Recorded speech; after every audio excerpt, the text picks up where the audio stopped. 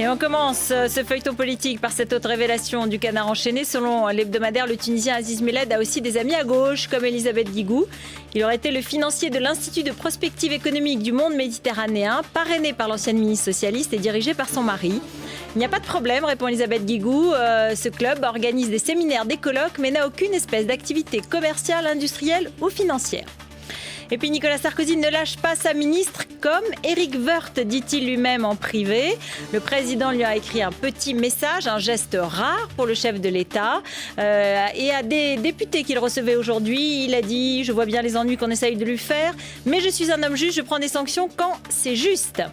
Nicolas Sarkozy qui est très fier des audiences de son émission sur TF1 la semaine dernière. « J'ai fait mieux que France-Brésil et c'était plus long qu'un match ». Mais les audiences ne veulent pas dire popularité.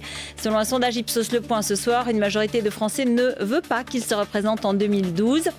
Sa légitimité n'est toutefois pas contestée dans son propre camp. Les 3/4 des sympathisants UMP sont favorables à ce qu'il soit de nouveau candidat. La justice n'est pas toujours à deux vitesses. Le prince Laurent, fils cadet du roi de Belgique Albert II, s'est vu confisquer pendant 2 semaines son permis de conduire pour excès de vitesse dans les rues de Bruxelles.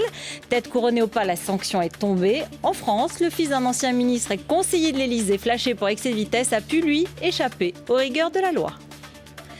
Enfin, Carla Bruni Douce fera ensuite. La première dame est très affectée par la fuite sur le web de sa chanson. Elle figurera néanmoins dans son prochain album qui sortira en pleine campagne présidentielle. Mais elle ne fera ni tournée ni promotion pour ne pas se faire instrumentaliser, je cite. Elle n'exclut pas en revanche de faire des concerts à l'étranger.